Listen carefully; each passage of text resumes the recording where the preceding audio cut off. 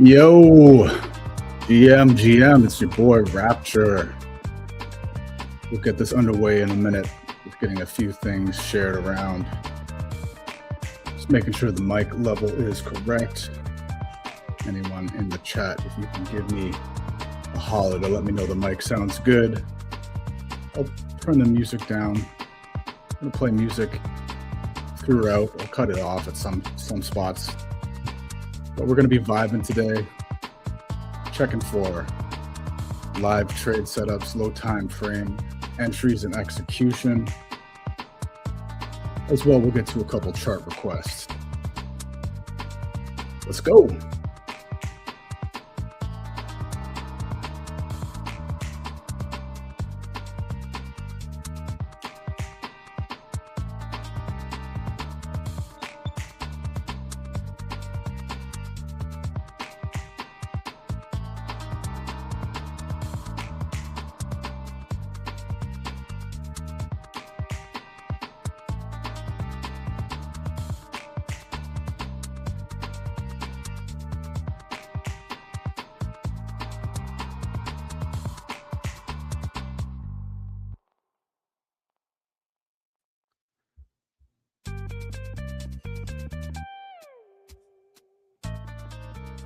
All right, what are we looking at here? We got the BTC chart up. Got it on high time frame for the moment. Just get a little quick overview, see what we're dealing with. How's everybody doing today? I'm gonna check out the chat. Hey, Bet on Me 22 says GM Van Gogh 3974 GM. Let me get rid of this banner now. There we go. BTC is looking good. We've got an H12 higher high, market structure break, bullish market structure, same thing. On the daily chart, we haven't quite set our swing high yet on daily, but we've got the basis of our range, our bullish range, swing low to swing high.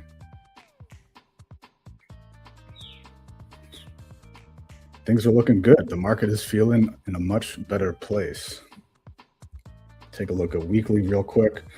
Okay, so the one thing that stands out to me on weekly right now is this level we're monitoring here. We don't want that to end as a weekly SFP, but for right now, we're looking pretty good. We are into a high time frame monthly level here, right? Like this is where we'd be expecting some resistance to show up.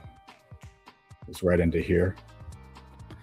If anyone curious about these levels, well, we marked them out during the first live stream return last Friday when we ran our analysis, right? Just 3 simple levels. You just don't have to you don't have to complicate it. Just keep it simple. The simpler you can keep your levels or your high time frame view, the easier it is to react and respond on low time frame.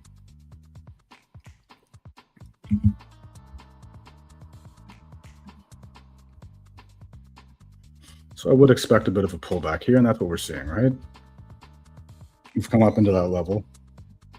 Check in H4, we have a potential H4 SFP right here.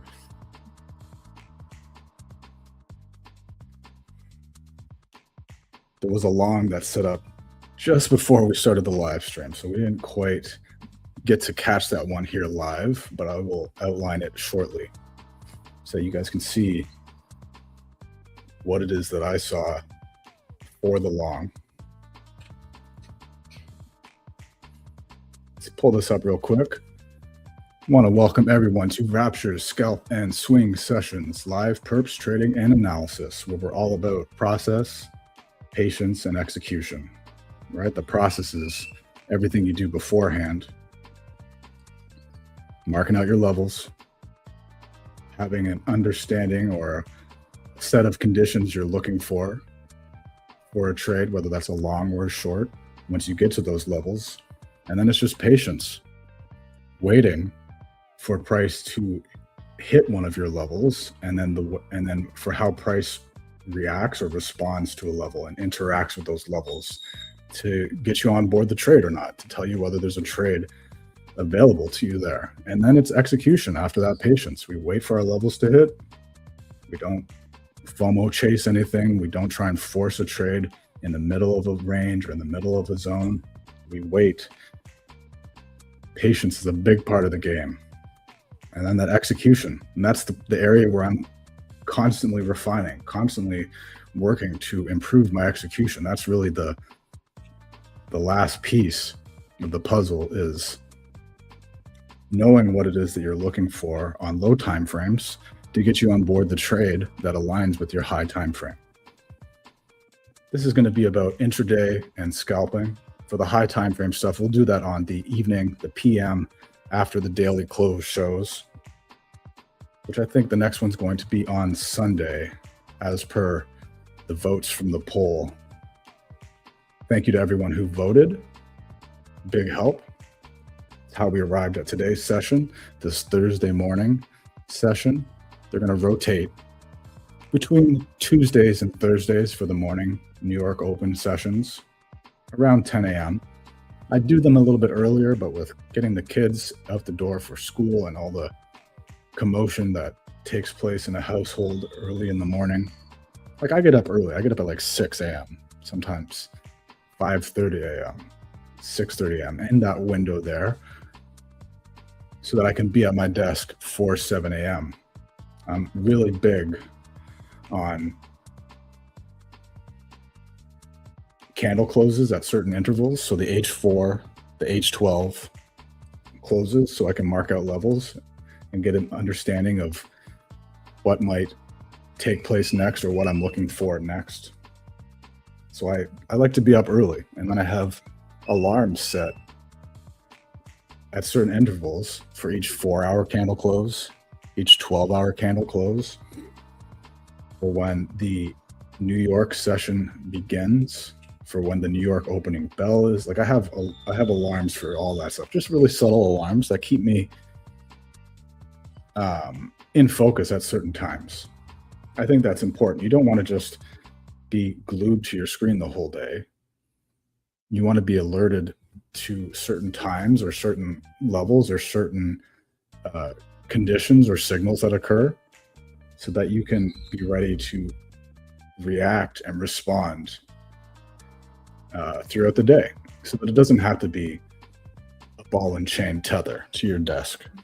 Although I do like being in the market and with charts all day long, it's not my whole life. Like I like to live as well, go outdoors, go for walks, spend time with the kids, and then take the trades when they're there. And it prevents me, or helps to prevent me. I'm not saying I'm perfect, but it helps to prevent me from taking a trade before it's ready. So we're going to look at low time frame execution. We're also going to take a look at my trading view setup and what I'm looking at and what I'm using when I'm trading intraday. I'm big on intraday. I like to show up to my desk, show up to my office, put in my hours, do my work, take the trades that set up as they happen, not force anything, and then close out for the day and be done. And it is very achievable and attainable to have a career as a trader doing that, where where your whole life isn't governed by positions and being in the market 24/7. Like crypto is this 24/7 market, which is wonderful because you can find or take a trade at any given time of day with so many assets available. But my main focus for a while has just been trading BTC. Like I'm really dialed into the price action and to what I like to see and the way that it behaves. Each asset has certain nuances of the way that it likes to trade. And I'm a big fan of being dialed in that way and using the strategy that I've developed over the last half a year for intraday and low time frame execution, paired with my high time frame levels. You find trades all day long. And you can put on your position with clearly defined rules surrounding it, certain conditions you're looking for, certain signals, take your trade, pull out your 2, 3R, sometimes a lot more, especially since I'm executing on low time frame, that you can work on compounding your account size. I'm not really interested in dollar amounts per trade. What I'm interested in is my account growth and how much percent can I pull out of the market or add to my account on any given day. And I'm typically looking to grow my account by 2%, 3%, sometimes a lot more per day. And sometimes there's days where that doesn't happen, like on a Saturday, right? For anyone that's been following along in my Telegram, which you can find a link to my TG channel, Rapture's trade book, in the bio if you're here joining me live on X, or you can find it in the description on YouTube. Rapture's trade book. Appreciate everyone that's in there. It's where I give a little bit more thought throughout the day. I'll post my thoughts, post charts as they're happening. On X, I'm usually using that more as a way to share some levels, but also insights from my experience, right? Like I'm now 5 years deep on my journey in trading. What started off as me just, when I started my crypto journey, having zero clue or idea of how to trade, what to look for, how to approach a chart, how to approach price. I didn't even look at a chart in the early days. You just get a tip from an influencer giving you a coin. You're like, yeah, fuck, I'll buy that. You buy it. Sometimes they went up and sometimes they went up a lot, especially back last cycle. But then other times you're burning money. And then when the cycle peaked and ended last time in late 2021, and you're just watching the value of your coins going down and down, and especially when you're still rather early in your crypto journey, you buy into that whole hodl mentality, or they're going to go up again eventually, just hold. Which did happen. And once we had a big correction in May that lasted a few months, and then everything went back up and made new all-time highs, although most would look at that as equal highs. And so when the end of 2021 hit and early 2022, as coins kept going down, you're like, oh, they're going to go back up again. They're going to go back up again. Just hold. No. That's when I took it upon myself to start my actual education in trading and how to read a chart. I was like, there's guys out here that I see crushing it, and I have no idea what the fuck I'm doing. So I want to learn from them. So I took it upon myself to learn from some of the greats in our industry. Shout out to Big Cheds. Shout out to Trader Main. Shout out to Crypto Cred and Don Alt. Shout out to Horse. Shout out to Ryan. Shout out to Emperor BTC. Shout out to Trader Dante and several others that have helped my journey along the way. It took years and hours and hours and hours of studying, reading, practicing on charts, taking trades, losing money, making some money, having success, having failures. But eventually that all worked its way towards where I now have a complete process and system that I use where I can be consistent. That's the biggest thing for me now, is consistency. I'm not the 100x on-chain guy. I was doing that for a while, but I didn't enjoy the consistency and I didn't enjoy the lifestyle that was attached to that. And I've openly spoken about how that on-chain trench warrior lifestyle ruined my life for a while. I got overweight. I was chain smoking like crazy. I became angry and barely sleeping, destroyed some relationships in real life that I've since managed to repair, but that was a journey. And so when I returned to Perps, because where I started learning was on Perps back late 21, early 2022, I was learning how to trade on Perps. I applied that knowledge to on-chain where I found success for a year or two.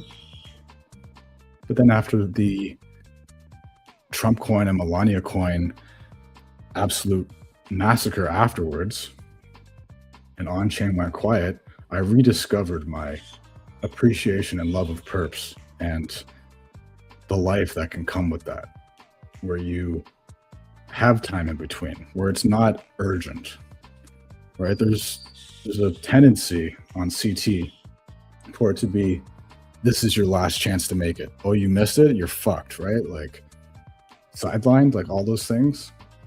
I ignore all of that now. I just focus on me and my trading and what I'm doing.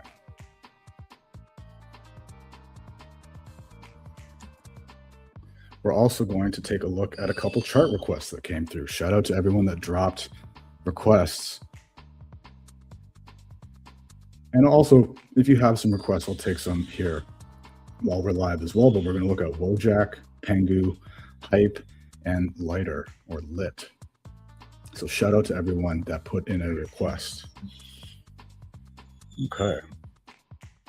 Let's just take a look at what's going on BTC. Yeah, so this is looking promising, and it's a bummer that it happened just before we went live, but that's okay. Nothing we can do about that. But this was a level that's been marked out. If you've been following along, you've seen my chart with that marked out, right? Like I go through, I mark out daily levels of importance. I've got this breaker area, this box out area that I'm looking for a next proper long, but in between, we're just trading off levels, right? Like there was a short last night. Now we've got this long that is set up, and we'll look at the low time frames to see what that looks like and what I would have been looking for there. Bet on me has asked for Sol. Yeah, we'll get to Sol. We'll get to Solana as well. We'll do BTC, ETH, and Sol. But for the most part, for low time frame execution, what I show on BTC, you'll be able to extrapolate and use those same techniques on any asset. I do believe it's important to get in sync with the asset you're trading, especially if you're trading it on low time frames. Like if you're just taking swing trades, you can set alerts, you can have a set of high time frame conditions, and you just wait for those to take place and trade a broader basket of assets. But if you're focused low time frame, intraday stuff, several hours to even sometimes, half an hour, or sometimes even minutes, depending on the setup that takes place. If you're scalping, depending on what type of trading you like to do, well, then you need to be hyper focused on one asset, because the setups come and go super quickly. And if you're late to that setup, the worst thing you can do is try and chase it, because that setup is playing out, and you don't want to be the guy buying the tail end of that move, right? Like we want to avoid and eliminate FOMO as much as we possibly can. That's a big thing for me, right? Like the whole urgency to trading that is common on CT, while it can bring a lot of success, and especially if you're really great at fast multitasking like that. I'm a bit older now, I'm in my 40s, and I don't want to be living that type of life. I want to be living the life I want and taking the trades that I want, that I know have high probabilities, that I have minimal risk of drawdown. Like that's also big for me. Something that I'm sure all of you have experienced, but being underwater or in drawdown on a trade is a shitty feeling. Yes, it's a part of the game, and you have to learn to manage that and not let it interfere with your trading. Someone in the chat, can you just let me know, is the music too loud? Is my mic volume good compared to the music? Do you want me to turn the music down more? Is it distracting? I'm going to change it as well. Let's change to another track, but let me know if the volume is good or whatnot. We'll switch it up.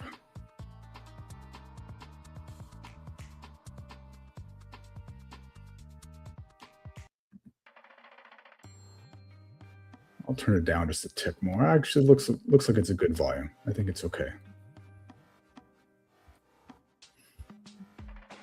So BTC interacting with this level. Now, given this is a potential H4 SFP, it closes in just over half an hour. But there's ways to get on board that to catch the initial tags into the level. And that's what we're going to look at today.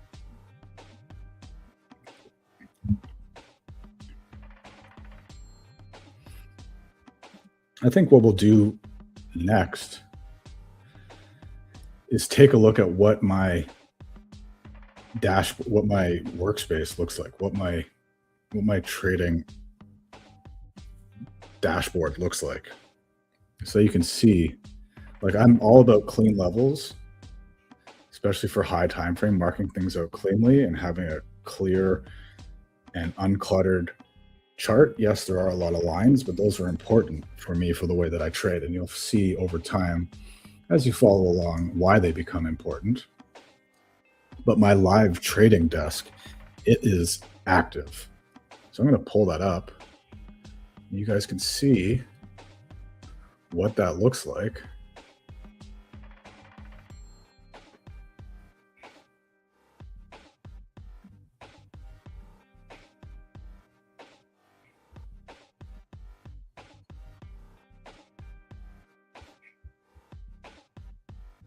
So this is my live trading, intraday trading, and low time frame setup. There's a lot going on here, and I do understand that. And if this is the first time you're seeing this, it can be overwhelming. But once you understand what it is and what each element is, and that each thing that is here serves a purpose, and you learn what every component is doing, it's really quite simple and easy to grasp. It's just the initial shock factor of it, right? So what do we have here? You know, I like to work in fractals. I like to have a dual time frame analysis approach, but for execution, like, I like having multiple time frames available. This is just BTC that we're looking at here. And we've got, you know, I like to put them in pairs, right? In dual time frames. So we've got H12, which I'll also often view in daily. But we've got H12 and the H1, the hourly. I like those as a pair. We've got H4 over here and M15. Those two as a pair are really well suited. And in the middle, these are my execution time frames, M5 and M1. Now, M1 might seem crazy to a lot of you, and it was crazy to me before I developed this strategy and this system that I use. Old me would have been like, what the fuck are you talking about, M1? Why are you trading the 1 minute? But as we'll see as we go along, it's the signals that I'm looking for within the high time frame signals, right? Like, look here on M5, what do we have here? Right, and it's really easy for me to enlarge a screen, right? But M5, we came up and we put it in SFP into the daily session VWAP and low time frame moving averages, EMAs, and I'll explain each component. But then on M1, as you got that M5 SFP, you got an M1 SFP, or the 1 minute SFP right up into there. And that is a trade I will take all day long. I'm very big into layered setups, a setup within a setup. Like, it's the inception of setups, but that's how I trade. This may not work for you. It may not be interesting to you or how you'd like to trade, but if you're showing up to trade for a session and you're treating it as your job and you want to be taking more trades than just waiting for one or two or a handful of trades per week or per month, sometimes, whatever the strategy is that you're using. Well, if you want to be showing up daily to extract your money out of the market, right? To extract your income out of the market, this is where you want to be existing. But it's really easy for me to bounce around from panels, and I can even remove all the indicators, right? Like, there we go. This is the clean charts. Super easy. You get to learn the key cuts, the shortcut keys for TradingView, because it will make your life a whole lot easier if you can understand, or if you can learn them, right? How to instantly activate indicators or remove them, how to zero in on one of your panels, right? Like, indicators on, off. This is a quick key command, right? Zero in on one panel. Boom. It's one key command. Boom. Right? These little things that make your job easier. We spoke about last time, but the reason why I have such a high emphasis on high time frame levels and marking them out beforehand is so that when price gets there, I am not having to go and figure out why price might be doing something at a particular level. I just want to see what the interaction of prices at that level and decide whether there's a trade there for me or not. I want to react as quickly as possible. And that's ultimately what all of these indicators you see here help me do. We can break down each of the components, and I can share with you all what the indicators are, so that if you're looking to trade like this, you can replicate it or take the components that you think would be useful to your strategy or your trading, and keep the parts that you think are effective and get rid of the ones that are not. Now, everything that you see here came from a long process of figuring out what is most useful and impactful for me to make split-second decisions when I'm trading. So each part plays its role, and it's there for a purpose. But you can take or leave what it is you need. And I can share in the future settings and layouts and stuff like that if that stuff interests you guys. If it does, feel free to drop a message into the chat, either on X or on YouTube, or to one of the posts that I've done for these streams. And we can chat and get you set up so that you can be maximally effective. That's my main priority, is to be maximally effective, right? Like when price is dumping or when it's pumping, doesn't matter which direction, right? Like we are direction neutral. I will trade both ways. And that's how when you approach the market that way, when you're not just specifically bullish or bearish, yes, your high time frame bias is important, and you'll find that trades aligned with your bias on high time frame have greater probability or opportunity for larger gains to be extracted, larger moves, if you read the bias correctly and you're aligned properly with it, right? Like that's why in a bull market, being long pays, and in a bear market or a downtrending market, being short pays. But you can trade it both ways at any given time, right? One thing you need to remember is on the high time frame, even though your primary range and bias may be bullish or towards longs, while that takes place, the next trade after a move up is the higher low, right? It's not just going to go up forever in a straight line. That may have been the case in the past when those parabolic legs took place, and definitely the case if you're in an on-chain shitter at low market cap, right? It doesn't take much to push those much higher very quickly. But overall, we're trading from low to high to higher low to higher high in an uptrend, and in a downtrend, we're high to lower high to lower low to lower high to lower low, right? Like that's how it works. But within each of these moves, these higher time frame moves on lower time frames, right?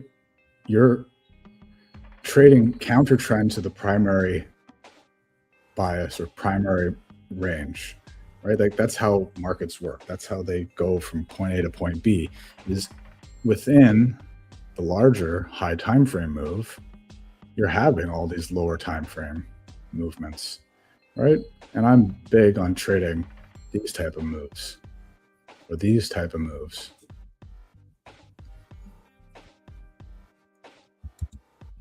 I think this is a long here.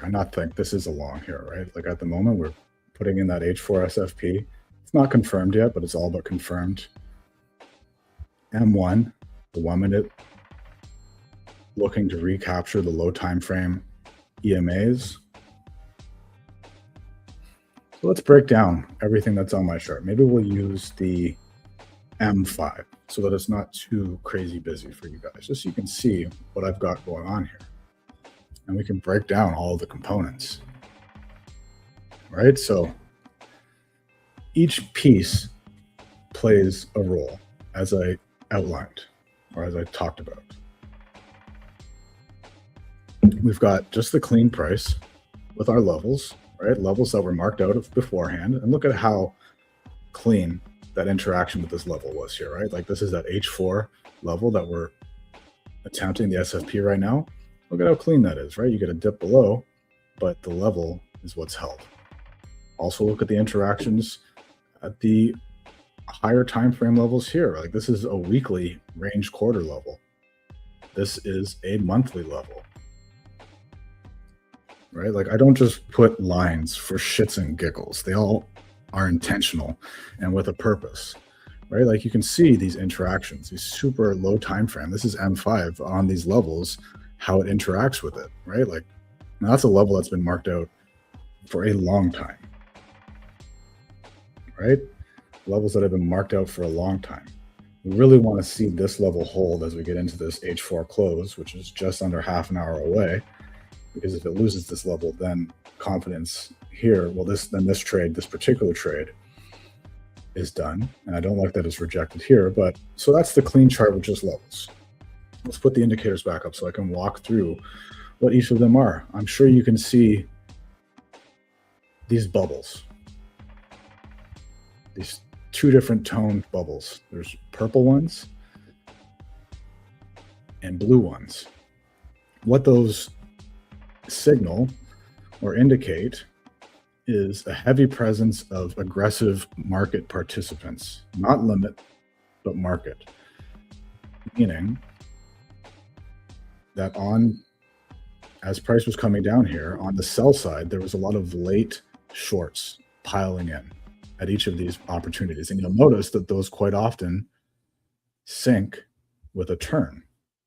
Let me change the music now. We've been listening to this one for a while. There we go. You'll notice that the concentration of these bubbles, and there's different sizes that signal to me how aggressive those late participants are, right? Like the FOMO shorters who get punished, right? And this is the fuel for a counter trend move. Or up here, the blue ones, late aggressive market buyers, right? Late aggressive market seller. Now we're back below that H4 level, so it's not looking too hot, but it's very faint here, but there is late aggressive sellers taking place here. And maybe we're just going to SFP this level here. You'll also see another indicator that's on here is this SFP indicator, right? So that was market bubbles. The Lux Algo SFP indicator is a wonderful tool, just as a visual cue. I prefer on high time frame to be marking all my levels, but when we're on the M5 or we're on the M1, I can't be going through marking out every little fucking level because I would never trade, right? What did I talk about before? It's all about speeding up my process and allowing me to just focus on execution. Well, if you take low time frame trading seriously or low time frame entries seriously, you can't be going through and marking out each level because you'll never get any trading done. And then what's the fucking point, right? Like, are you here for your chart to be pretty, or are you here to actually execute and take trades? If this can SFP here and get back above this H4 level, right? Like we're putting in an SFP here. Now the indicator doesn't grab all of them. You'll also see that there's these. Let me get rid of my face here. You'll also see that there's these alerts that pop up that help me to be focused at certain moments, right? Just gave me an alert for a potential M15 SFP, which we got, right? Like the indicator didn't show that because it doesn't catch them all, and it's not 100% accurate, which is why you'll see here 2 instances of it with different settings so that I can try and catch a wider net.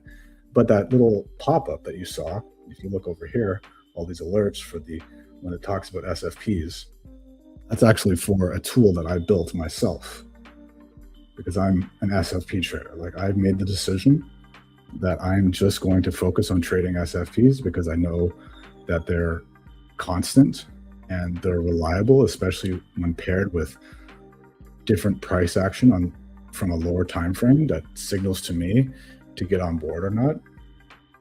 I'm not loving this right now, but we did have this M15 SFP. If this can get back above here. Okay, what else do we have here? Well, obviously and very clearly, you can see these multicolored lines, right? Let me hide this one first. The green is just a session VWAP, your daily VWAP, your daily session VWAP. And for a lot of trade desks, especially intraday, when using the session VWAP, it's a barometer for the performance, right? Like, if they are bullish, can they be buying at or below VWAP? Because what is VWAP? VWAP is the volume weighted average price. It's a much faster and more reliable indicator than moving averages. Sorry, I won't say more reliable, but it's a much faster responding indicator compared to moving averages. And so if your bias is long, you want to be trying to buy at or slightly below the VWAP, but if your bias is short, then you want to be trying to sell into it to get the most value capture, right? And you can see here, we got an M5 SFP into the daily VWAP. That to me is a trade I will take all fucking day long. I'll remove the VWAP now. Now you can see cleanly like where these SFPs are taking place, right? They're not always, it's not catching all of them. And it doesn't mean that the SFP has to hold. And depending on what time frame you're trading on, you ideally want to be catching one into, right, a higher time frame level. SFP into the higher time frame level gave a good intraday move. You know, if you pop up your long tool, and how do I use these? Well, usually I'm entering off the SFP, right? SFP closes. You enter once it's closed, so you get in somewhere over here. Set up your stop somewhere around here. And then I'm just generally targeting 2 or 3 to 1. And if you can capture 2 and 3 to 1 R trades consistently throughout the day, that is a career. Like, look at how little that had to move to get, that's 2R there. That little move there. This is low time frame intraday trading, but ultimately it gave almost 4.5 R, right? Like, depending on what you're targeting. I do recommend for people new to low time frame, I am liking this response here, just FYI. Right, we got M5 SFP into the H4 level with aggressive late market sellers, late market shorters here who are now going to be trapped, right? Like, that's why this helps me to add fuel behind the SFPs. You're looking for those trapped positions. Like, I went down the whole order flow rabbit hole about 6 to 8 months ago. Learned a lot. I don't use too much of it, but what I do like is the concept of trap traders to fuel a move. And that's exactly what something like this is. You're getting late aggressive shorters into a level. As soon as it starts to move away from them, they're going to have to close their position, meaning they're going to have to long, right? That's how the market works. For every long, there's a short. For every short, there's a long, which gives the potential for it to fuel the next move up. And I'm a big fan of H4 SFPs. Like, that's my bread and butter. I will trade H4 levels all fucking day long. So that's some of the components there. Here's the moving averages that I like to use. I took a lot of that from some of the Haven lads, Krillin and Pierre. I was never really into moving averages, but I saw how they were using them, and I decided to incorporate it into my low time frame trading because it makes a lot of sense. So shout out to those lads. I was in the Haven for a little while, a while back, just because I was in the pursuit of improving my execution in any area that I could. So I was trying to learn from guys crushing it. So I use a suite of moving averages. This is one indicator that I built for my purposes, but it's just a combination of some higher time frame or longer running averages. You got the MA100, MA300, EMA 200, EMA 50, but they all have a part. Now, I don't particularly focus too much on which one per se, except for alignment, right? Like, you know, we've all heard of moving average crosses, right? And when they're aligned from lowest, 50, 100, 200, 300 to highest, that is an uptrend. And when they flip, well, then you're in a downtrend, right? Now we've got the 300, 100, 250. So it's in the process of flipping over. This isn't looking great, but still just under 15 minutes until the close. This is a risk-defined long with a very tight stop, right? So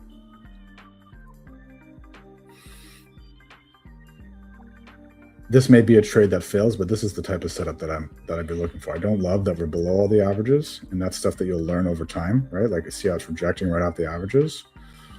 And once it starts to trade back below the level, if I was in this long right now, I haven't taken a trade at the moment because I'm explaining all this stuff. And as this series progresses, I will be doing more live execution once we've gotten all the staples out of the way, all the foundations out of the way, so you can understand what it is that I'm looking at. I do like this cluster here of the bubbles though. So that's the averages. Some are super low short length, EMA 13 and 21. But see how they've crossed over, which gave that short there. We'll see what happens once this closes. I am still leaning towards this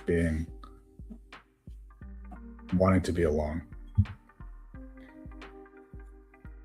We can come back to that in a bit. So that's the averages, again, paired with the VWAP. And then you'll see these faint gray levels here, which is the key level suite from Leviathan. Leviathan does great things with indicators. I use a few of his from time to time. And the key levels, mostly just session levels, right? Like the New York session levels, the London, the Asian session levels, your daily open. And I have different levels displayed on different time frames, depending, so that it doesn't get too muddy or clouded. Yeah, this is not looking so hot.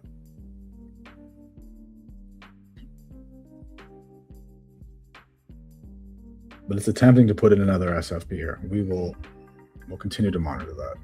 But that's a broad overview. I mean, yeah, this is looking not so nice on M1.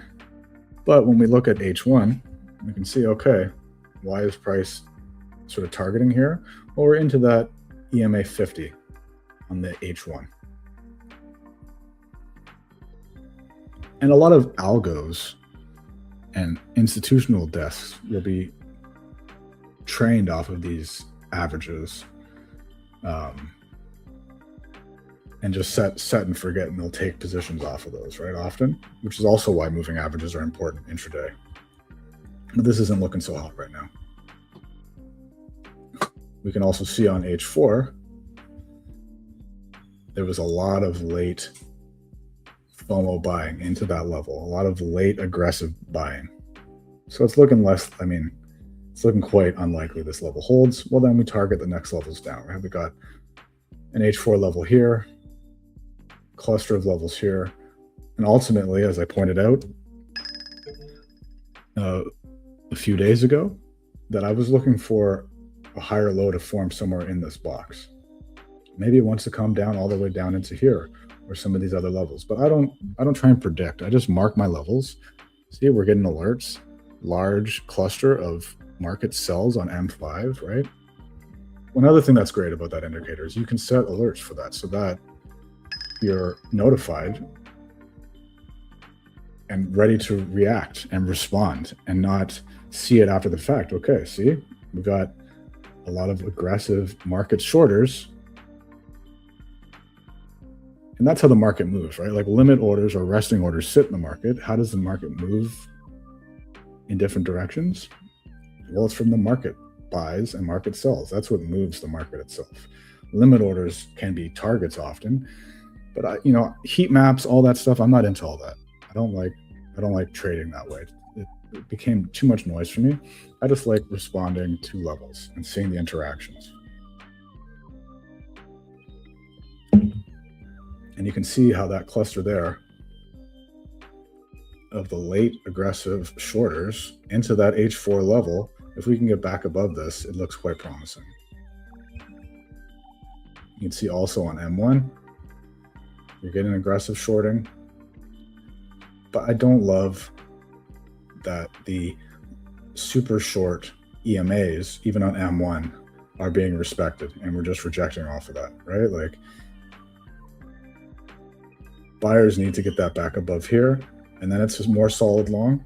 And then what I would look for is if this then that, right? Always if this then that. Never just trades for the fuck of it or off of vibes or feels.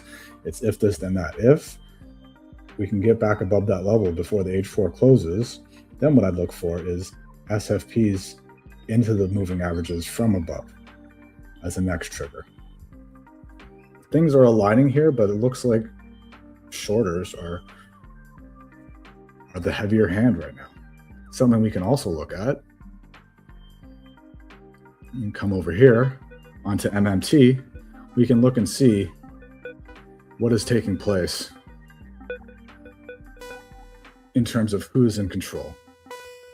We can see that Coinbase buyers, I'm going to mute the noise here because it is a bit obnoxious.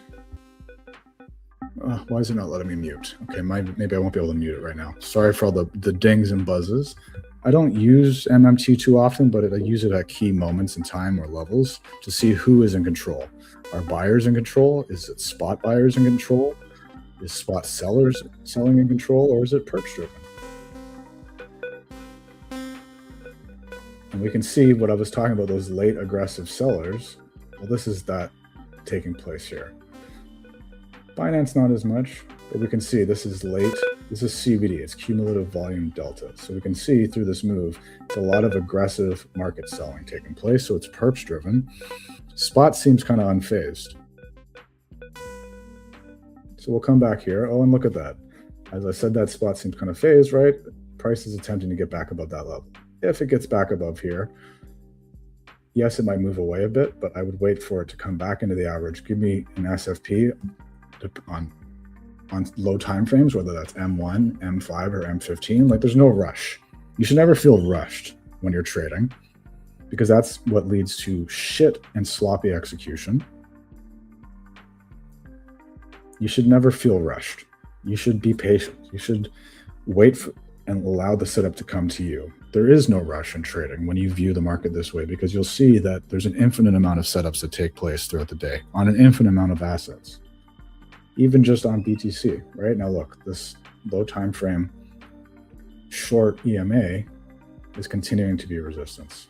So no trade until it gets back above here with the H4 closing as an SFP, and then look for a secondary signal or condition to occur after that.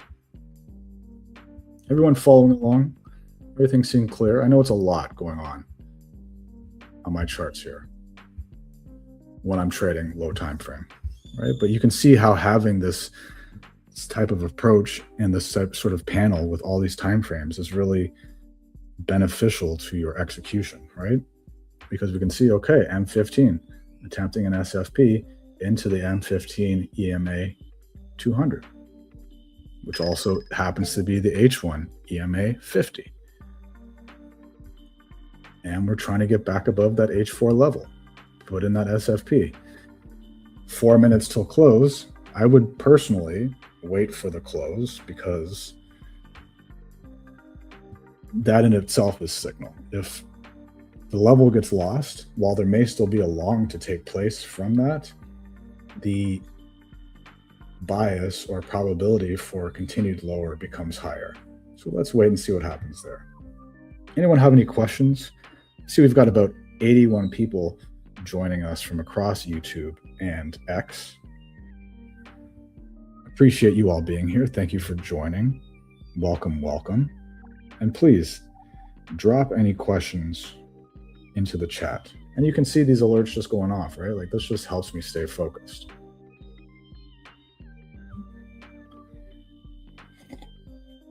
And you see how each piece is a component that serves my execution. I'm not suggesting that you take this specific approach or add this much to your charts. You do what feels right and what works for you. For me, I started off super clean, right? Like, we can come back over here, right? And historically or traditionally, I was more about a pure chart with as little on it as possible, which is great when you're marking out your levels on high time frame. But we can see here, right? And it's still clear on M15 that that's an SFP. We're back above the level, so this is looking more promising now. 4 minutes to the close, right? This is what we wanted to see.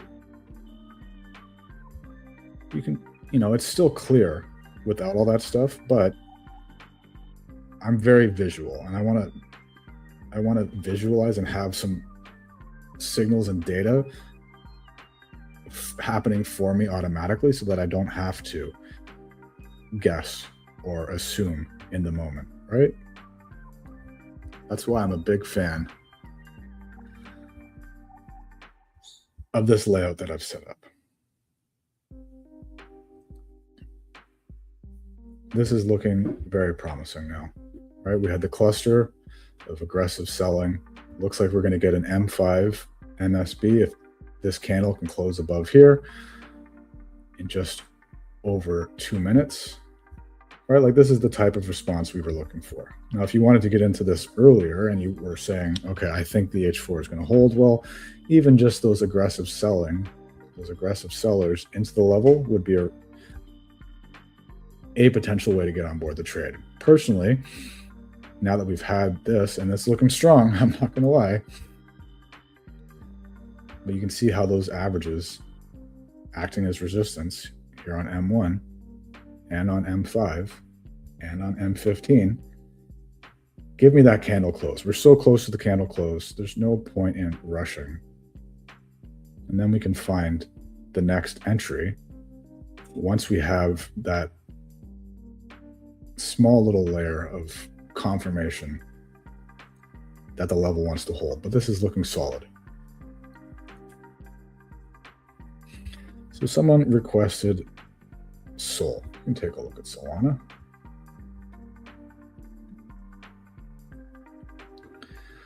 And you can see, all the same indicators doing the same thing. Now, this had a cleaner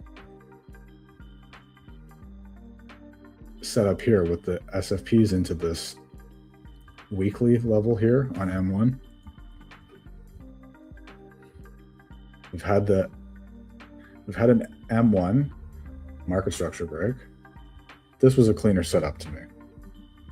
And you can set up those same alerts that I have on BTC on any asset.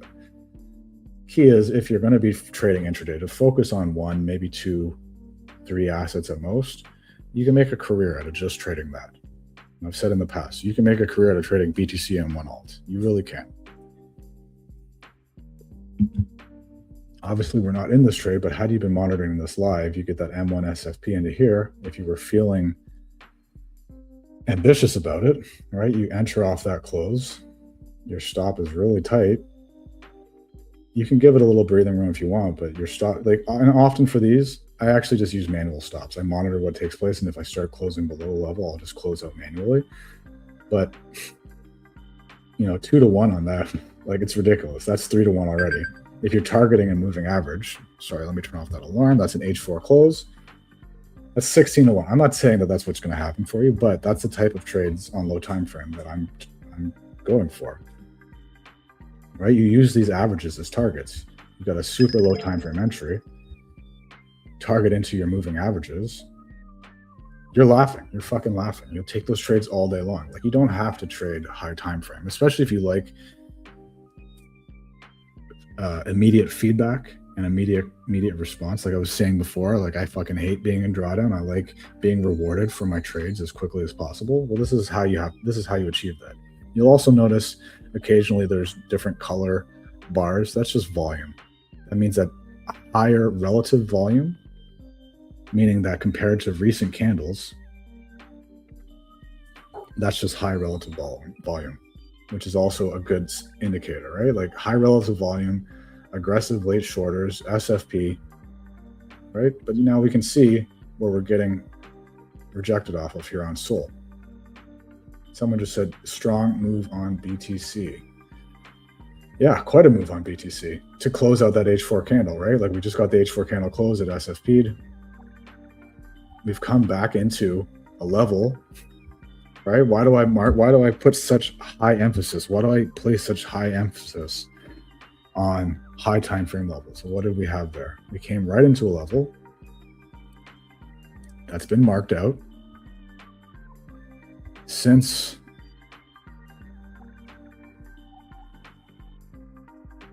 Tuesday. No, since yesterday morning at 7 a.m. I've had that level marked out. Came right into a level, and look at the response we're getting, right? Like this is why I mark out my high time frame levels. I will stress the importance of high time frame levels all day long. To me, that is one of the most crucial steps, at least to the way that I trade. But yes, that is a strong move off of BTC. So now what I would do is look for PA price action as it comes back in to this area. Maybe we get an M1 SFP in here, and then that's just your trigger. You take that long, right? You enter off the M1 close, you wait for it. Now, it doesn't mean we're going to get an M1 SFP here, and it could just be this level here, this monthly level, this darker gray, thicker gray level here. Sorry, I'll go larger so you can see, right? It may just be this, but I think you get some sort of trickle down into here, some price action develop, give me an M1 SFP into here, then there's another trade, and you just put your stop below this area here, or you ride it manually, depending on your skill level and your how far along into the journey you are, whether you feel confident enough that you can get in and out of the trade if it starts to go against you without holding on to it saying, oh, I think it's going to turn around, or oh, I'm just going to add to this because I think it's going to turn around. I'm not about that.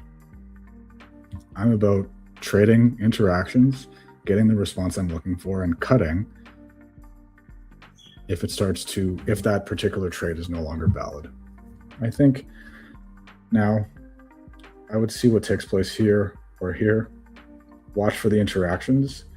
If you get a setup, there's your next long, right? Yes, this long is done, and you can see exactly where that went to. Alternatively, it could be a move up and then an SFP up into here, in which case we'd be looking for a short, right? Like, what did I say? I trade both ways. I'm not married to one direction or another. I just monitor what's taking place and trade the market as it happens. JJ, what up, sir? GM, welcome. Thank you for being here, my good friend. One of my day one warriors. Big love to you, homie. Thank you for being here. Okay, let's go back to Solana since someone had asked about that. And we can take a look, get a more holistic view, right? So, H12.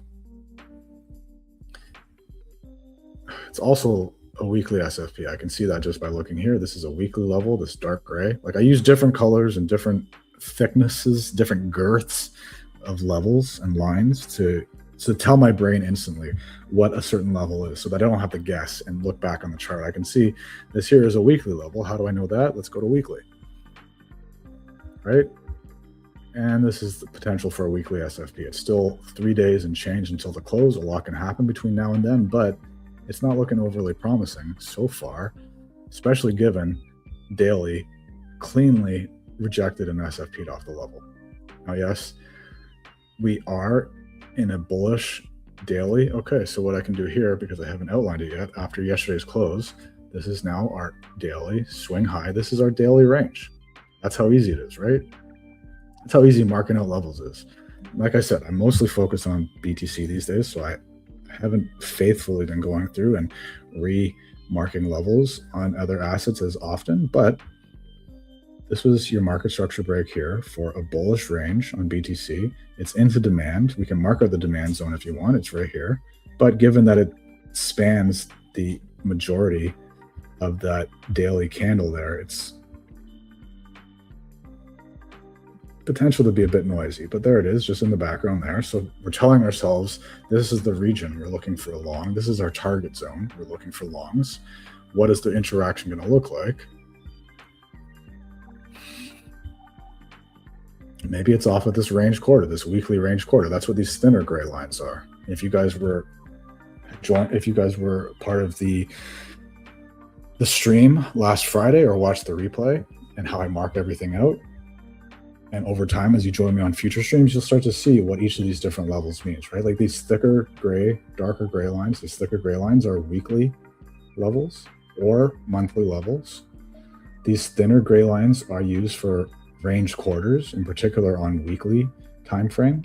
So whether that's an inside week and marking out the range quarters of that inside week, which, as you can see, we've been trading within this one weekly candle to the extremes for months now. And maybe this is just another top of the range and we're going to trade back down. If this closes as an SFP here, I would have a higher, I would give heavier weight that it at least trades back to the mid-range. So that's why I mark those things out, right? Very clear to see. Now we can go over to H4 and see how quickly I can navigate when I know my key cuts, my shortcut keys. Right, like that candle was an H4 SFP, but now we're back below it and it's rejecting off this MSB level. Now the fact that it's an MSB level doesn't mean anything per se to the interactions off the level. It could hold or not, or trade either way from it. But what that does is just signals to my brain that this range is bullish, but it's still just a level, none the same.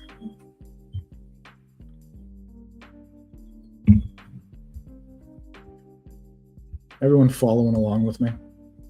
It's not hard. It can be a little bit intricate or complicated, how deep you go into your layers, right? Like I've been running some boot camps, some one-on-one boot camp training sessions and small group boot camp training sessions with some guys that were really interested in learning a process. And something that I stressed, sorry, I lost my train of thought there for a moment, but something that I stressed was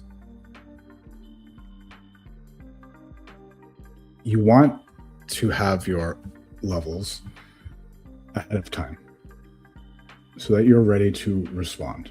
Like we keep talking about that. To me, high time frame levels, your daily, your weekly, your H12, your H4, are the most actionable levels. Question in the chat from Proximal V. What are the settings on your Lux Algo SFP indicator? You have more SFPs on the chart than me. Okay, well, as I mentioned earlier, I use 2 instances per time frame because yes, the indicator itself doesn't catch them all. And actually, I've never been able to replicate it catching all of them, which is, I just use them as the visual component to that to help me in real time. But I can share what those settings are. But the screener that I built that tells me when SFPs are happening on any asset, doesn't even have to just be crypto. You can monitor any watch list or any particular asset. It's a lot more accurate and catches almost all of them. So let's start with M15 because I don't want, I'm not sure what time frame you in particular are trading off of, and you can maybe respond again in the chat, but I use one of them set to 1. None of this stuff here, I'm not interested in the validation of the volume. I'm just really interested in the visual. I have the swing lines and confirmation lines and the label. It's just all visual cues, right? So that in the moment I can respond as quickly as possible. So one of them is set to 1. None of this other stuff matters. 1, and then the second instance is set to 5 on M15. But on different timeframes, I'm using different settings. Like let's take a look at M5. I can't even remember. 1 and 2. Okay, so that one I use a 1 and a 2. Let's take a look at M1. A 1 and a 2. We can go to hourly, take a look. On H1, what am I doing here? We've got a 1 and a 2. Okay. On H4, a 1 and a 5. And you just put both instances on your chart for whatever time frame you're using, right?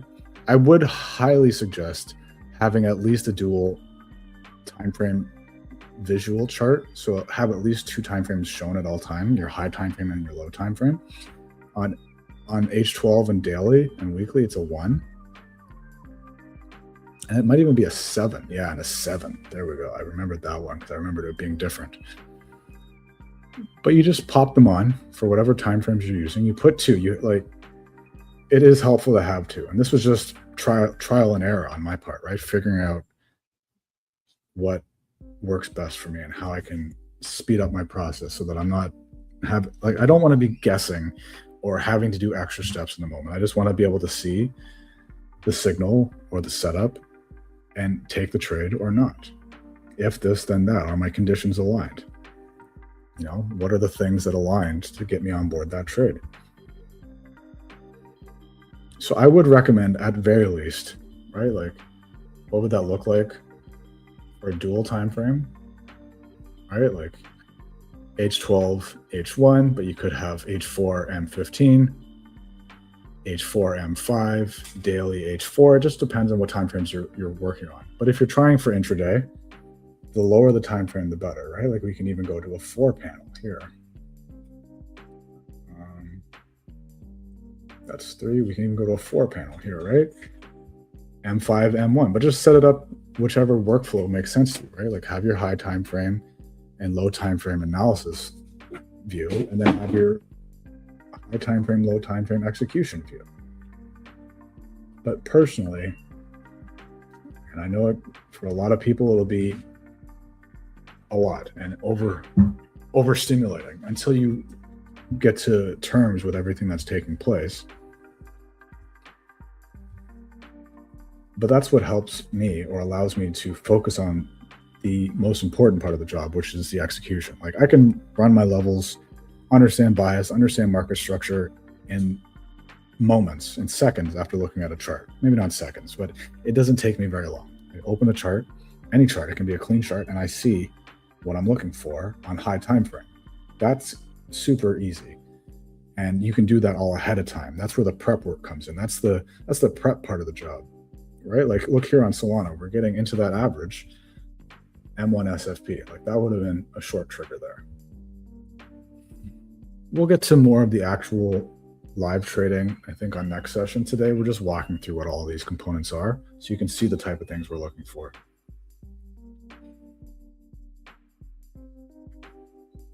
Now, given we've flipped the super short averages, this would be less interesting to me as a short. I'd be more looking to see what happens down here. Do we get an SFP down into these averages to get the next long?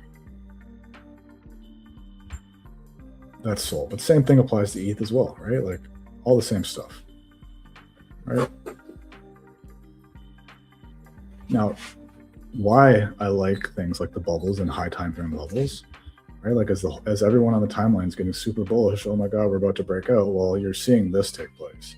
You're seeing the high time frame level getting respected, and you're saying to yourself, maybe I don't want to be the guy FOMO longing here, and then instantly underwater.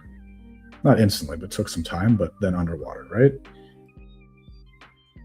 That's why I like low time frame execution and intraday, because I don't have to be stuck, trapped in a trade that I didn't want to be in.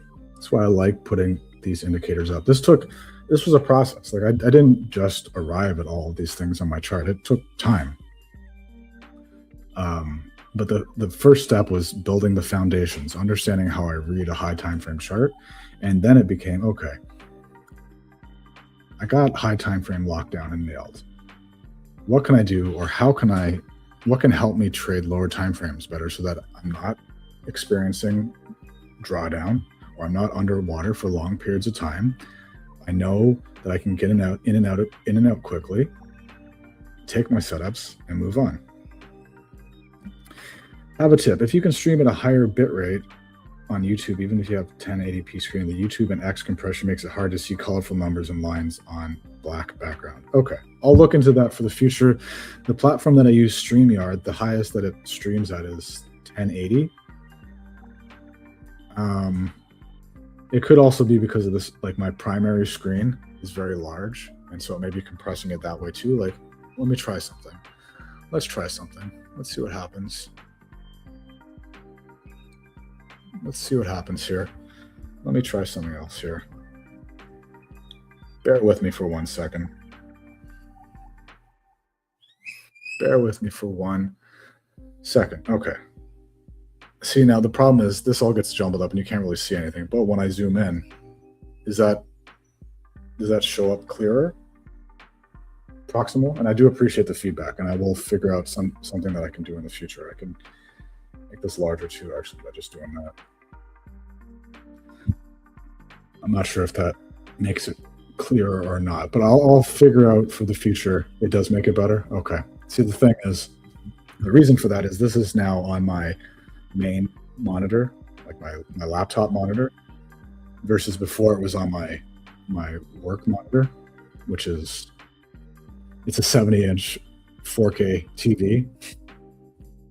Aggressive at first, but I've been using it for so long now that it's comforting. It's helpful for me because I can see everything at a glance. See, the trouble here is when I'm monitoring each of these time frames in real time, like I can't see what's going on here, right? Like you can't. I'm sure this is just looks like jumbled.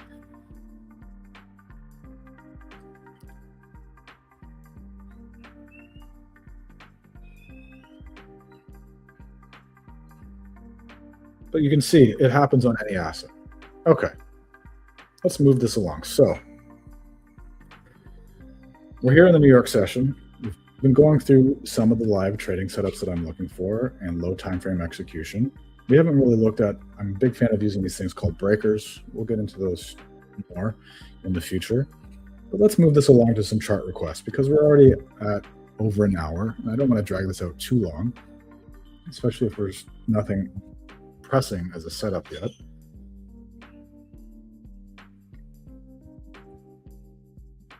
One moment, just checking something.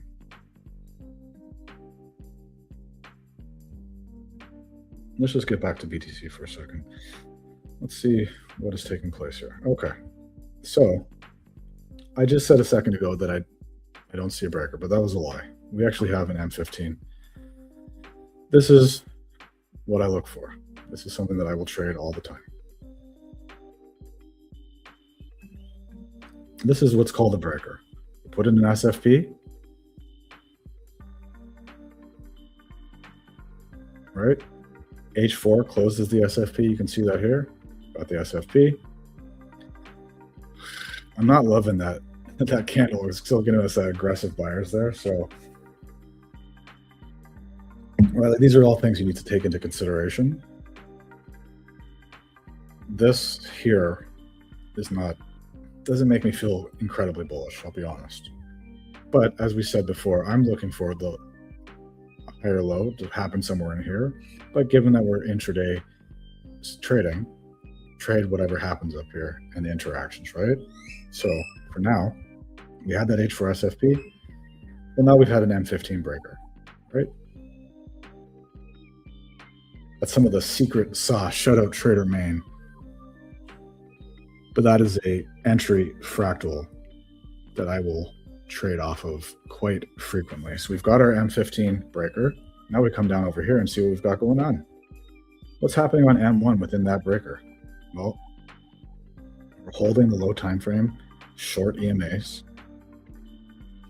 I would really love, and as we, I even pointed this out before I drew that box, that what I'd be looking for if we flip those is something like an M1 SFP into them, or an M5 SFP into them, which we're not getting anything yet. So now I just have patience, right? A very basic entry that you could do is just say, okay, I'm in a limit order off the top of the box. When after it had that close above an MSB and formed the breaker, you could put a basic entry as a limit order there, stop there. I like being tighter than that. What if I've mentioned multiple times is I don't like being underwater if I don't need to be. I like being precise. This is a very involved version of trading though, right? Like if you aren't able to be in front of charts throughout the day, or if you don't even want to be that hands-on, if you want to have a very light touch, hands-off approach, well, then just setting a limit order off of the breaker doesn't matter what time frame, right? Like you're looking for the SFP and then the MSB. You're looking for the higher time frame SFP and then the lower time frame MSB, and that's your breaker, right? So, say that was even well, we don't have anything higher time frame yet, so I can't really say. But say you were doing H4 and H1, well, you'd want the H1 breaker to confirm. That hasn't confirmed, but for now, I'd be looking for price action within this box on M1 or M5 to get me into the next trade. I don't have that yet. Yes, you can just buy the averages, but I've been trading long enough to know that if you have just a little bit more patience, you're going to get a cleaner trigger. And for me, what that would be is give me an SFP into here. Give me an SFP somewhere in here. Okay, so we've covered that stuff. You guys monitor that, see if we get a reaction that we're looking for. And what I'll even do, tighten that up so it's not clouding my H1, right? Like it just hit that box. It's just on M15 and below. You can see it's there. This is the box here on M5. But now that we have that drawn out, what does that do? It's our target zone, and it's telling our brain, hey, idiot, don't try to short any signal here. Try and find the long. And I wasn't calling you guys idiot. That's just me to myself, right? It's just visual cues to make your trading easier. Why is this on? This should be M5. It's just visual cues to remind yourself, hey, you're looking for something to happen here, rather than going, oh, I'm going to short here, right? And then you're like, well, how much can you expect to get out of that? Or what's your probability for getting a proper size move out of that? That's all that doing stuff like that is, right? Now you could be sitting there going, oh, but this is looking really bullish, and that may be the case. But since we're not in from here right now, I don't want to just take this. I'd rather give it a little bit more time and see what happens. Now, this is what I'm talking about. You don't see this and go, oh, I'm going to short this, right? Because who knows? Something could happen. It's just, right? Our bias, H4 SFP M15 breaker, is we're hunting along. So we're looking for something to take place in here. But now if we FOMO'd long in here, what are we going to do if we're suddenly down here? How are we going to feel about that? Are we going to be holding? Well, if you put your stop here and you size properly with your position sizing, then it's still very acceptable. But I like to be more precise with my entries. So we'll see what happens here. Let's come back over to this, though. We've gone through my trading view setup. Pretty in depth, but we can go through it more on future streams. Let's take a look at a couple of the chart requests and we'll wrap it up because we're approaching that hour and a half and I don't want to run these much longer than that. I fell into a habit in the past where streams will get to like 2 hours and beyond. It's just not sustainable for me. So let's take a look. We got Wojak, Pengu, Hype, and Lit, or later. Let's start, since I'm assuming these are more high time frame requests, let's start with we'll use this chart, this setup, and then we'll start with, let's look at Hype. I prefer the Bybit chart because it has more history. Let's take a look here. Let's go way the fuck out. Let's zoom out. So you can see I already have levels marked here, right?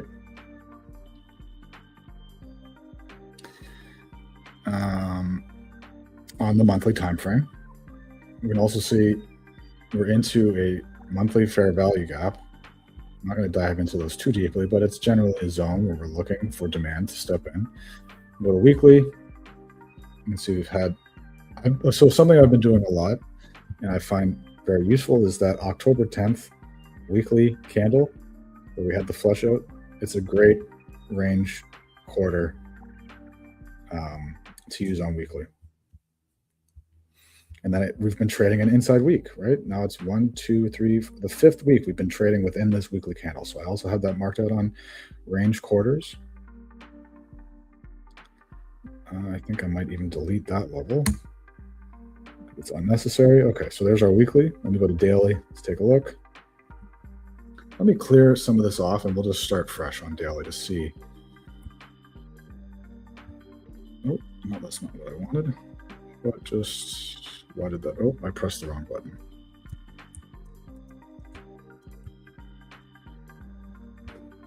Okay.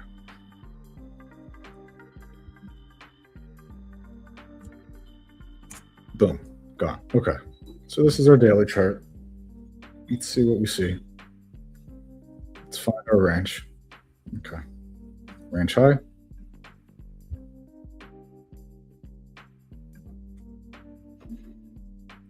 Which you can see we had an SFP of the range high not too long ago, about a week ago. When was that? Yeah, a week ago. Yep. Here's our range low. And again, key commands, shortcut keys, they help your life tremendously. So there's our daily primary range. Just taking a look here. Because we've had a daily SFP, let's go to H12 now. Let's delete this stuff. Oops, nope. Let's delete this stuff in here. Okay. Well, I see immediately we've had an H12 bearish breaker. And that's exactly where we rejected off of. But like doing this high time frame stuff, you need to get to a place where you can recognize this stuff immediately so that it makes your life easier and faster, right? So as people start to get bullish up into there, you're like, well, maybe I'm looking for a short, and that's what ended up happening, right? Like this was your daily SFP. Well, this is your H12 breaker off of that. We can probably tighten it up on H4, which we can. Here we go. There's your H4 breaker, and look at that. Look at exactly where it came into. And then another thing I see here, we'll talk about H4 levels, putting our H4 levels. Well, there we go. Right. Yes, this is hindsight now at this moment, but this is what I do live. As candles close, this is the type of stuff that I do, right? So we mark out, let's go back to H12. Let's see if there's any other levels that I would be interested in marking out. Well, I think you look at that. But that's pretty much the range quarter, so I'd say, okay, not as important. Probably put this. Yep, see where it's rejecting off of now. Right, you just do this. You just mark your levels, right? Here's an H12 swing low that might become important. That's an internal. No, that's actually that SFP there. Did. Okay, so this is actually your H12 range. This is your range low. I don't think it closed below there, but let's zoom in. This is why I like my bigger screen, because it's easier to just scroll and it zooms in. Now I have to do this. No, it held as an SFP there. So that would have been your long trigger back on Monday. Okay, so let's mark out a few more levels. And this is what I do. This is how I mark out my charts, right? We've got this here. I can see now this is a swing high within the daily range, right? Like this is our primary daily range. We've now got our internal H12 range and a few other levels. Then we go to H4 and do the same thing, right? So now what I see here on H4, okay.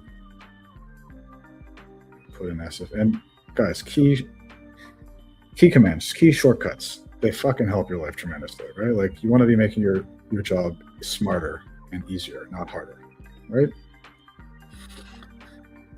So that's, that's what I see there.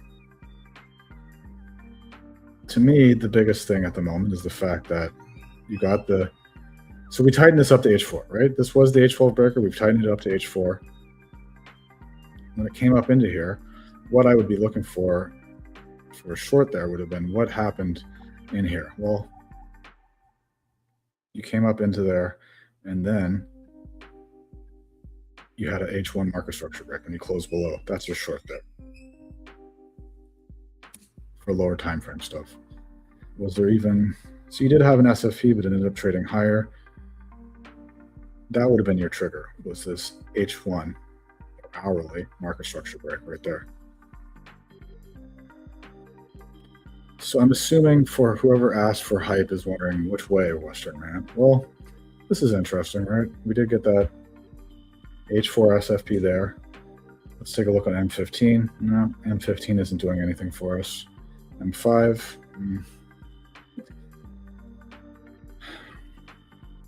Okay, what you could say to yourself is, this is your M5 breaker. If it comes back down into here, you really want this to hold because that's the H4 SFP level. So you'd be looking for this box to hold as your next bid. It may not come down into there. Maybe you get some price action here that tells you it's the bid, but you really want that to hold. And that's what I see on hype. If you're long or looking to long or bullish on hype, that is what I'd be looking at. Right? H4 SFP, especially on alts, on all assets, but especially on alts, H4 SFPs are money.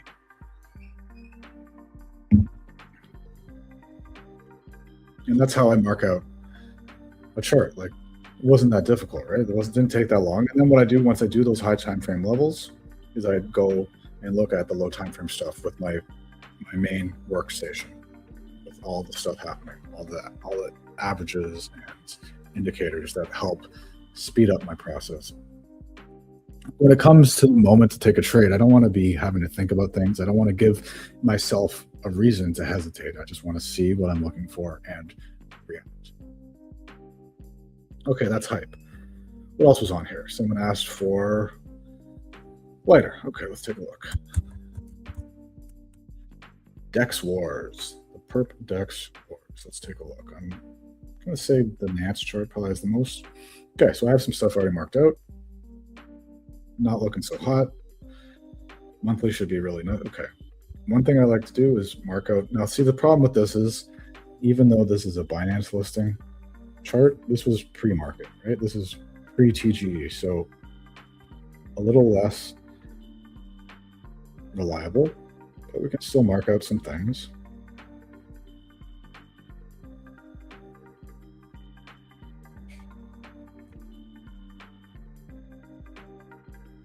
Still mark out things, right?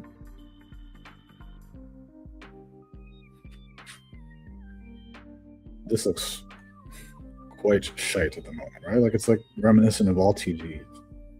I'm not gonna brag, but the actual token launch was somewhere here, or I think it was here in this candle.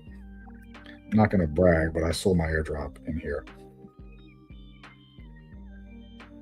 Don't shoot me, lighter community. I am not a community member, nor am I a bag holder. I just trade the market. Okay, so what I see here, what I would really love, if you want to get bullish later, give me an H4 SFP here.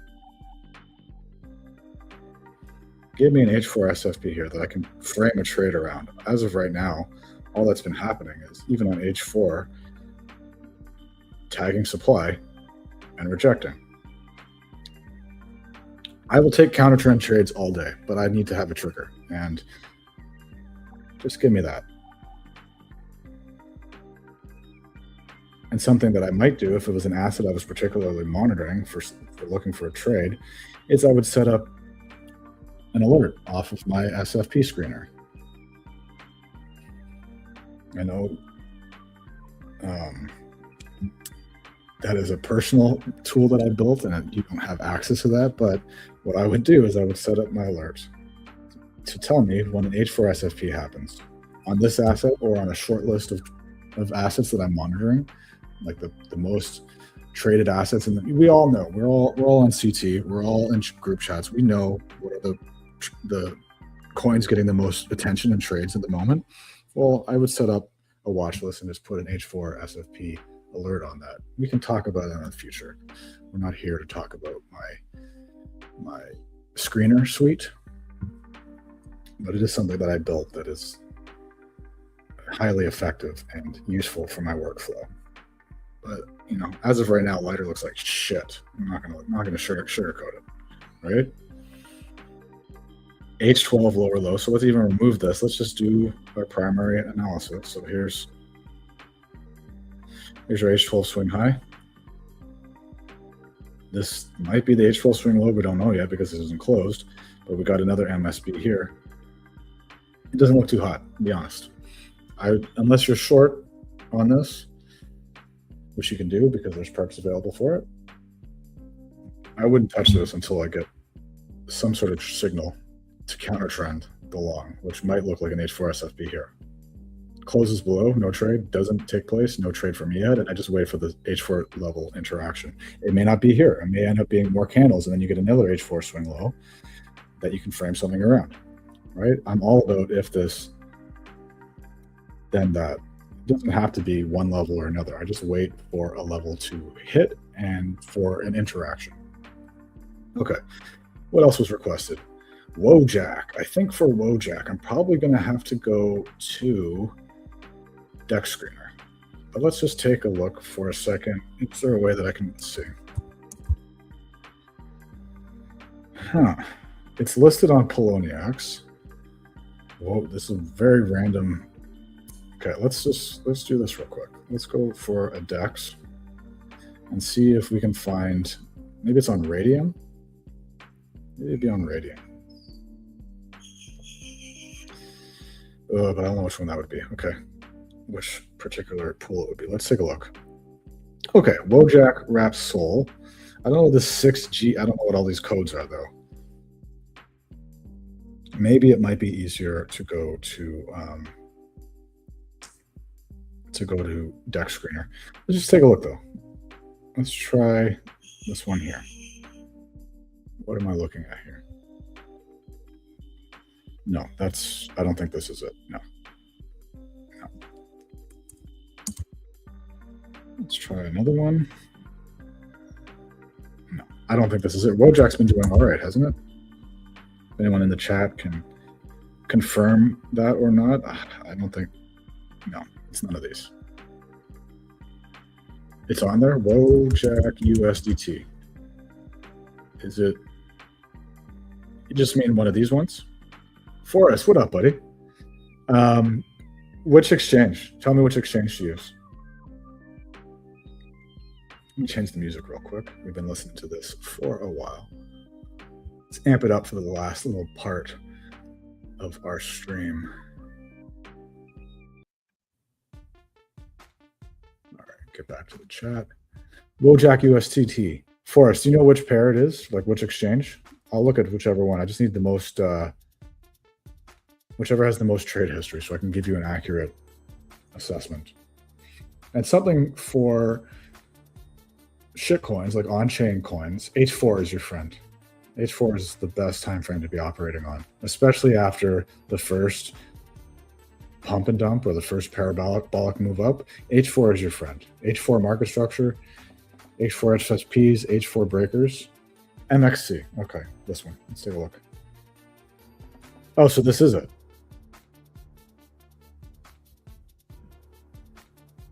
Is this it?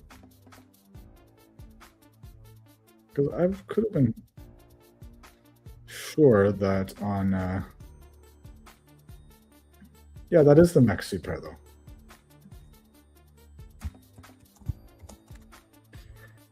That is MXC.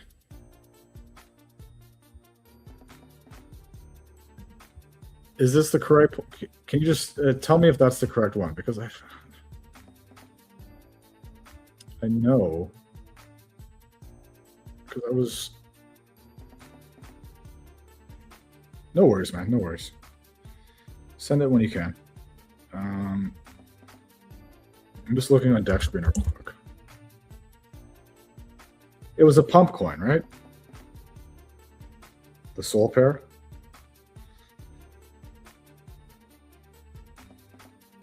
The one at 21 million, I think. Yeah, okay.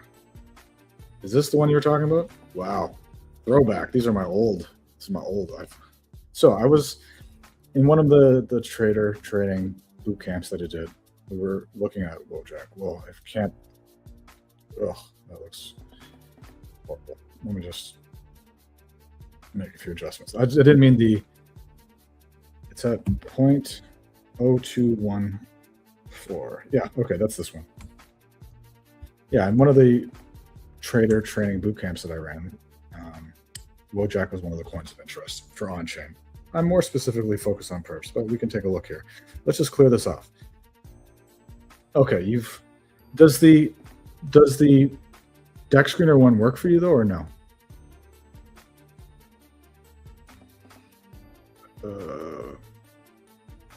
You've shared a. Okay, hold on.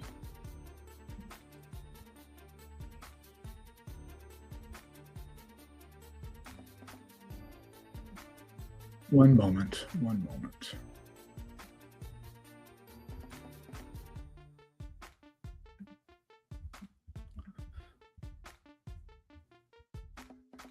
Okay, I mean, that looks identical. That looks identical to the deck screener pair, right? This one here looks pretty much the same as the deck screener pair. We can do it here on this pair here. Let me just move the screen for a second.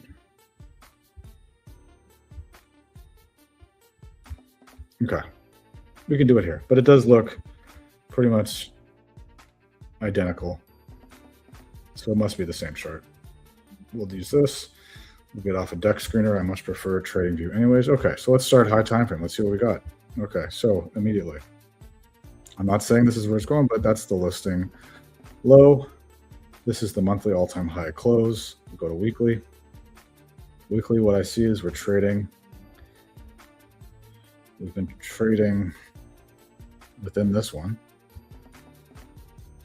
You can see the range quarters. We can see the range quarter interactions. You can also see that it's been inside week of this one. So there's a couple weekly inside quarters. We'll go to daily. Okay. So daily.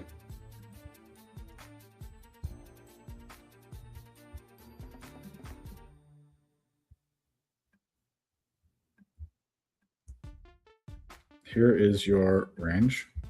It's a bearish range. It is holding onto this weekly low here, but I think that trade already took place, right? SFP'd that weekly range quarter level. Well, that trade already took place. It's a bearish range, swing high to swing low after the market structure break. Swing down here.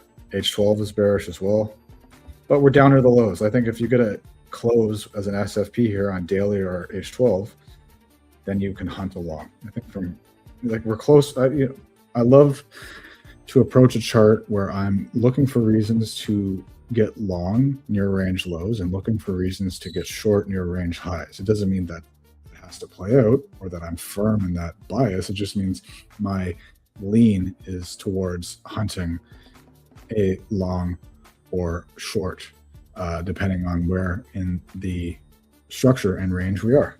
So I think if this closes as an SFP, let's take a look. Did that SFP the level or not? It tagged the weekly level, right? But it didn't come down and actually take out. I would just think it's likely but maybe that's the level that has to hold, that weekly level. Okay, so there's no doubt about it. It's a bearish range. We can put in our inter-range levels. There's one there, one here. Right, and we're just looking for the interactions, right? H4, not much else to add here. You'd say maybe this. Oh, no, I'm gonna do that. Yeah, you might put a level here, but that's pretty much the MSB level, so whether you need that or not. So H4 though, Okay. This is what you want to see hold. Ideally, you get an SFP here because I'm a big fan of H4 SFPs or higher, as if you're trying to go counter trend, because right now it's a bearish structure. The range is bearish, market structure is bearish. If you want to go counter trend, and take the opposite side of the bias of the chart, I really want an SFP, but it doesn't have to happen. It's not always going to happen. So you're looking for this box of demand to hold on H4, and anything below that to me is just noise. Yes, you can use it as a low time frame trigger. Like say you get an H4 SFP here, and then you're like, okay, what can I do to get on board that? Oh, that just, I can't stand candles like that. It just hurts my brain, but it is what it is. So one thing I don't like is when prices trades slowly chopping lower, because often what's just going to happen is just going to keep trailing lower and then, right? But that being said, give me that H4 SFP and we can talk. I wouldn't. Are you trading this on perps, or are you trying to buy spot on chain? Like, it depends on what you're trying to do here. If you're looking to buy spot, this is probably a good area. If you're trying to trade this on perps, I would wait for that spike into there, or at the very least, an H1 MSB, which would be an H1 close above here, right? Like close hourly candle above here. Then you can look to bid the box as a retest. But right now,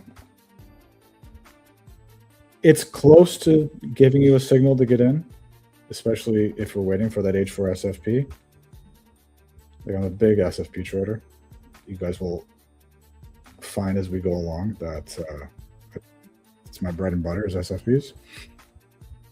I think given it's so close here, you just want that spike to get you on board.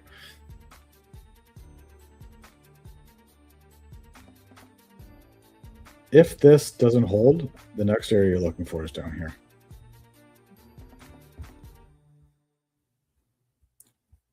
Yeah, that's what I can see. If this box and area doesn't hold, you know, like give me an H12 SFP, give me that daily SFP, just fucking spike the level. Let's have a time. But right now, it's close, and if you're buying spot, it's not a bad area to start scaling in. If you think this is where it's bottoming, spot trading. It's my hodl play for a few X return, like I did with useless, trying to repeat a big W. Are you holding now, or are you looking to add or enter? Because that'd be different. I think if you're holding, if you lose this level, like you're already in bearish structure, right? Like we can do the whole meme line thing. Like I'm not a huge fan of diagonals, but let's see if we can see. I mean, even there, right? Look at where it rejected from. I'm gonna clean that up a bit so it's a bit tighter.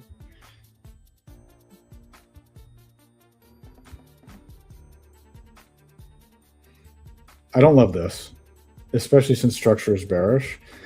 The counter trend would be if it spikes this and gives you a way to get back on board. If it loses this though, and you're holding spot, like what's your plan? That's what I would be asking myself, is what is my plan here? Like, had you been loading into here? Like then it's, what is your plan if this level doesn't hold? I'm not going to give that sort of advice because I'm not an investor. I just trade the levels, but this is what I see. Looking to add. So you really want this to hold.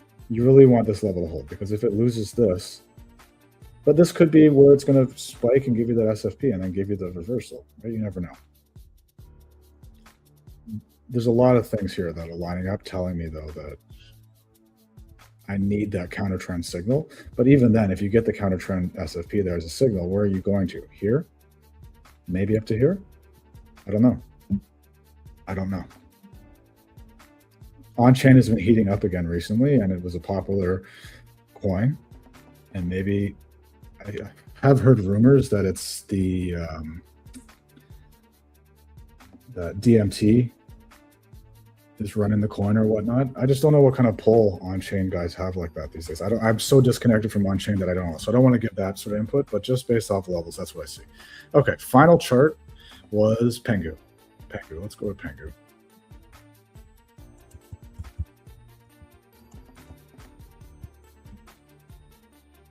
So Pengu had a weekly SFP. This is one I've already been monitoring. All right. SFP weekly range highs. Got our October 10th marked out. Range quarters, it's SFPing a weekly range high into the weekly range quarter, right? Like, why do weekly range quarters work? There's no particular reason why they have to. It's just that they fucking do. That's why I use them, right? Like, that's what a lot of it is, just pattern recognition and understanding what levels work best for you or not. I think now I might move this to here, though. There's your weekly range. SFP'd the highs. Daily, no. Daily SFP'd the SFP again. H12 bearish breaker, right? Weekly SFP with an H12 close below. An H12 SFP within the H12 breaker. Yeah, no problem for us. Anytime, man. Happy to have you joining in. It's been a minute, man. Hope you've been well, buddy. So with Pengu, I mean, this was promising, this cluster here. You'd really want to say to yourself, okay, we're coming back to revisit this cluster where it was, I mean, quite honestly, it looks like accumulation. I don't love the weekly SFPs, the pair of them, but you just got an H4 SFP right here into this cluster here, right? So we can say, okay, this is the cluster I'd be looking for. You got that H4 SFP into that cluster. You want this to hold now, right? Like if we take this out of the equation, even like just say you want to disregard the weekly SFP. I don't recommend that because weekly SFPs are some of the strongest signals in any market. But let's just say for shits and giggles, you're like, the weekly SFP doesn't bother me. I think we're trying to go up. Well, this is what you're looking for here, right? You got an H4 SFP into this area of demand.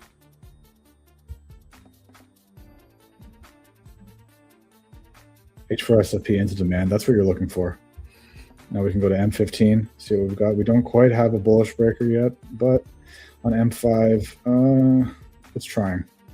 Oh, no, it did. You got your M5 bullish breaker closed above. So this is how we layer our analysis. This is what we do, right? You want high time frame down to low time frame. And I would recommend, even if you don't want to go a 6-panel time frame like I'm doing, use at minimum 2, but preferably 3, because you get your high time frame levels and bias, you get your mid time frame analysis and setups, and then your low time frame execution. Right, so here we are on M5 off of an H4 SFP, M5 breaker. You're looking in here for the next long. Maybe you get an SFP on one of these levels. Maybe it's holding on to some moving averages. I'd have to look on my other screen. I don't have moving averages set up on this particular layout. This is the layout that I just used for BTC, ETH, and SOL for a high time frame. On my execution intraday screen, you know, we'd have the averages and stuff. So you're looking for this box to hold. Whoever requested Pengu. Actually, I think it was another old buddy of mine that I haven't chatted with in a long time. It's good to see some of the old lads showing up to these live streams. And look at that, we're hitting close to 2 hours. So we're going to wrap it up. I appreciate everyone for joining, for bringing questions and chart requests. Hopefully you've gained insights into the way that I trade and how I approach a chart. It's a lot. I'm not going to sugarcoat it. It is a lot. Like, let's go back to my main.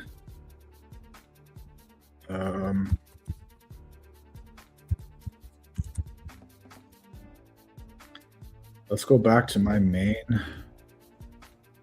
trading panel. Where is it? It's here. Like, I'm not going to sugarcoat it. It is a lot going on. But this is, if you want to be effective at intraday trading, you have to develop a system that works for you and a process that works for you. And this is what's worked for me. Yes, on this particular formatting with the small screen, everything looks jumbled, and it's hurting my eyes to look at this. But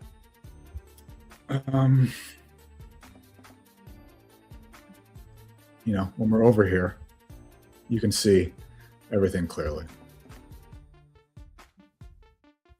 Right? Like you can all see everything here clearly now. I can see clearly now. The screen is big. Right? And everything plays its part. Okay, so you can see that breaker held. It didn't give a signal that I would have liked.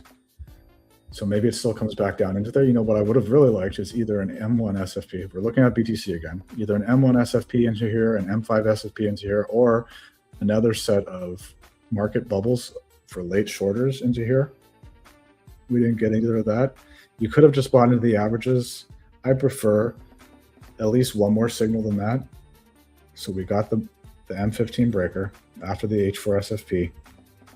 I would have wanted one more alignment of signal within. But you can see we flipped the session or daily VWAP, right? What did I say early into the stream? That professional traders are judged by their ability to buy at or below VWAP if their bias is long, or at or above VWAP if their bias is short. Their performance will, and shout out to Ryan, learned that from Ryan over at the Trading Stable. I would have preferred one more condition in here to get me on board, like one more market bubble, like a nice market bubble into these averages would have been nice, but we didn't get that. And so nothing I can do about that. And that's how I approach trading. I don't feel shitty if I miss a trade. I don't feel FOMO. I just go by my, and you know, it may still happen, right? Like we don't know. That's the beauty of it. The market is a live moving instrument and we can't control what takes place. Like, look at this. The last alert I got was at 11 for that M15 SFP here, right? So once again, I am Rapture, and I want to thank you all. Hold on, where's, okay. I want to thank you all for joining me on Rapture Scalp and Swing sessions, live perps trading and analysis. Got to do this because I wouldn't be a good host if I didn't. Try to grow my channels and get more people learning how to trade a system and a process. Well, don't forget to like, subscribe, and comment. If you're joining from YouTube, please subscribe to the channel. Please like or comment. And as well here on X, if you're joining live on X, like my shit. You know, the X algo, I ran an experiment and I managed to game the new algo by reply guying a lot of shit, and I blew up my replies and got to monetization in less than 2 weeks, from almost zero engagement to monetize in less than 2 weeks. But that hasn't helped the real business of what I do, which is trading and trader training and education. But this is my job. I trade for a living. So I do appreciate any likes or comments on the posts because it helps to grow. And the follows. Don't forget to fucking follow me. I love you all. Once again, this is Rapture signing out. Have yourselves a wonderful fucking day, you beautiful people. Rapture out.